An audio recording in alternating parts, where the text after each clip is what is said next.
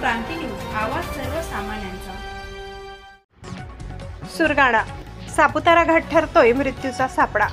3 वर्षात सापुतारा राष्ट्रीय महामार्गावरील माडेगावच्या घाटामध्ये 25 अपघातात 23 जणांचा मृत्यू झालाय, तर 25 गंभीर जखमी झाले, तर 157 जण जखमी झाले।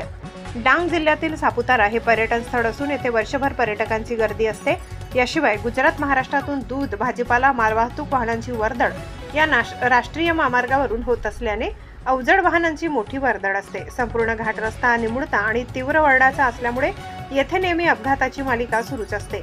हा वळणदार घाट रस्ता जरी मनमोहक असला तरी तितकाच धोकादायक आहे। मागील काही दिवसांपूर्वी मध्य प्रदेशमधील खासगी बस 200 फूट दरीत कोसळून यामध्ये 6 प्रवाशांचा मृत्यू झाल्याची घटना घडली होती। हा रस्ता महामार्ग प्राधिकरणाच्या नियंत्रणाखाली आहे, त्यानंतरही येथे कोणतीही सुव्यवस्था नाही।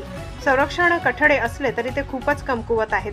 तसेच हिरवं उतारावर वळण असल्याने वाहनांच्या वेगावरील नियंत्रण सुटून नेहमी छोटे मोठे अपघात घडतात। या दरम्यानच्या वन विभागाच्या विश्रामगृहाजवळील तीव्र वळण अपघातप्रवण क्षेत्र आहे।